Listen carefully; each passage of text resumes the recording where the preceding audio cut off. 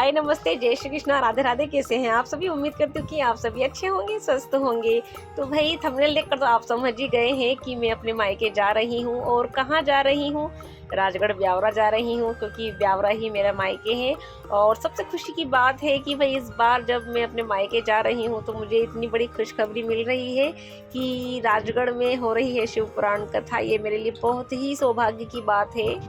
और ब्यावरा गए हुए मुझे बहुत टाइम हो गया था, क्योंकि मैं पिछली बार अपने सेकंड मायके चली गई थी इंदौर, और अब मैं जा रही हूँ अपने फर्स्ट मायके ब्यावरा। और बहुत दिन हो गए थे और इस तरह से मैं जाऊँगी मैंने कभी सोचा नहीं था। लेकिन जाने से पहले मुझे कुछ काम निपटाने हैं, तो मैं फटाफट वो काम कर लेती हूँ। जैसे कि मुझे कपड़े धोना है, बच्चों की ड्रेस वगैरह है, और सोम के भी कपड़े हैं ले जाने के साथ में, तो उन्हें भी सुखा लेती हूँ। और आज धूप भी निकली हुई है तो मैंने ऊपर ही कपड़े सुखा लिए हैं ताकि जल्दी हो जाए। तो आज का दिन तो मुझे ये सारे काम करने में ही निकल जाएगा, और कल फिर मैं अपने मायके चली जाऊंगी। तो कपड़े का काम तो हो गया है, और अब ये मलाई इकट्ठी हो गई थी तो अब इसमें से मुझे घी निकालना है।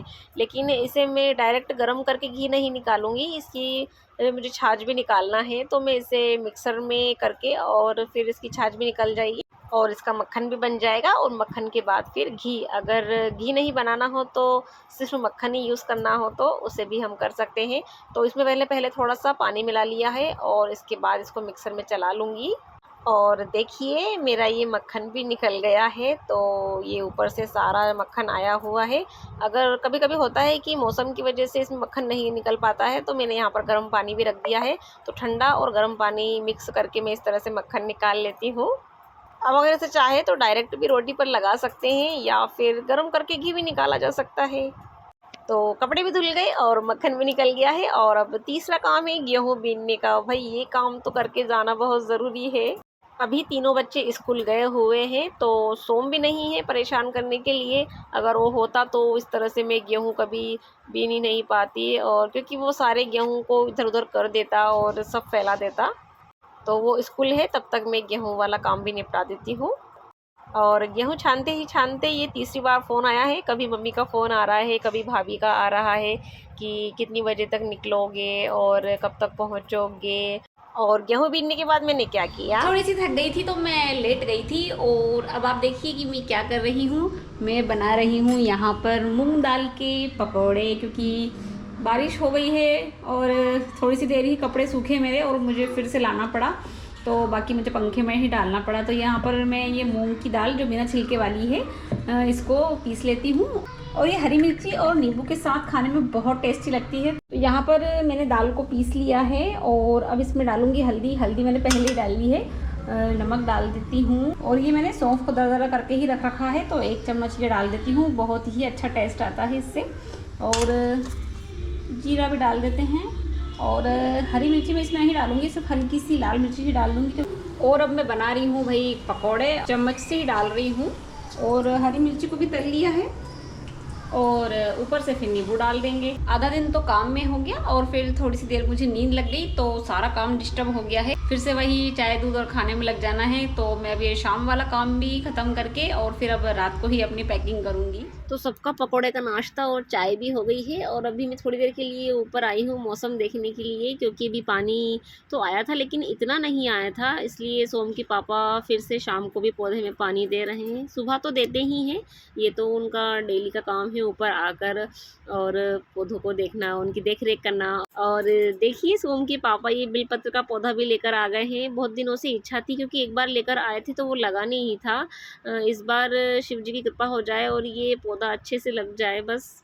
और ऐसा नहीं है कि ससुराल से मायके जाते हैं तभी खुशी होती है, मायके से ससुराल आते हैं तब भी बहुत खुशी होती है। और मैंने यहाँ पर अपने कपड़े निकाल लिए हैं और बैग में रखना है, और सोम के भी निकाल लिए हैं, क्योंकि रात में फिर मैं मेहंदी लगवाऊंगी, तो उसके बाद फिर मैं अपनी पैकिंग नहीं कर पाऊंगी।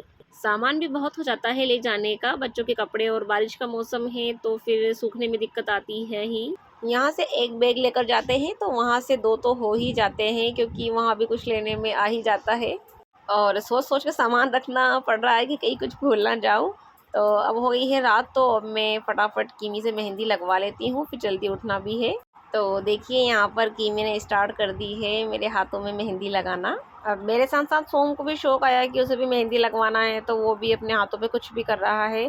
अब यहाँ पर इसने मुझे तो हटा दिया है और खुद अपने हाथों पर स्पाइडरमैन बनवा रहा है। यानी कि अब तक तो कपड़े ही आते थे, अब स्पाइडरमैन को अपने हाथों पर भी लेकर आ गया है।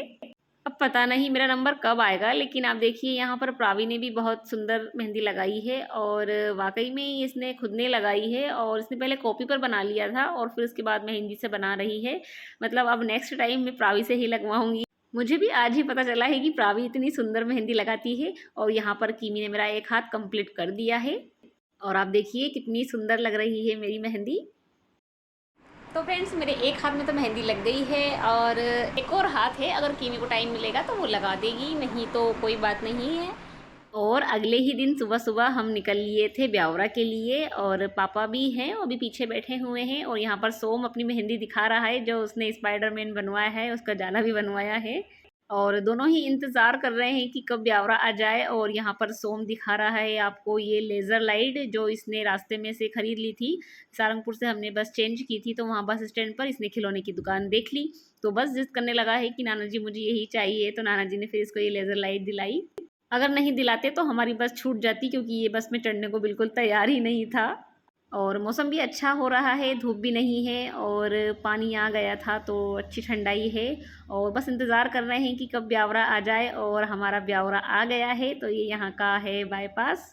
और हमें ब्यावरा की बस स्टैंड नहीं जाना है, हमें जाना है रेलवे स्टेशन रोड, क्योंकि वहीं पर हमारा घर है और पास में ही है, हम पैदल ही जा सकते हैं बिल्कुल उतरते से ही। तो सोम अपने चल रहा है नाना जी के साथ और फिर भी आ गए हैं सोम के मामा सोम को लेने के लिए। तो सामने से सोम के मामा आ रहे हैं, तो वो बैग और सोम को लेकर चले जाएंगे। और सोम भैया अपने मामा को देखकर बहुत ही खुश हुआ है। और हम पहुंच गए हैं घर, जहां पर मम्मी है, भाभी है, बड़े भैया हैं और पापा है। तो भाई सबसे पहले मम्मी से मिल लेती हूँ, बहुत दिन हो गए थे, बहुत याद आ रही थी। और यह पास में भाभी खड़े हुए हैं। हमारे यहाँ पर रिवाज है कि भाभी ननंद के पैर छूते हैं और ससुराल में रिवाज है कि ननंद भाभी के पैर छूते हैं। और सोम नई नई चीज़ें देखकर अपनी मामी से पूछ रहा है कि ये क्या है, ये क्या है। और ये मेरे भैया की छोटी बेटी है। और मैं इससे कह रही हूँ कि भाई कितनी लंबी हो गई है और मुझसे भी ऊपर निकल गई है। और ये यहाँ पर जामफल का पेड़ है और पास में ही छोटे भैया का घर था, जो अब इंदौर शिफ्ट हो गए हैं। तो भाई अब चलते हैं अंदर अपने बैग वैग लेके। और जाते से ही मुझे पीना है अदरक वाली चाय, क्योंकि बहुत तेज सिर दर्द हो रहा है।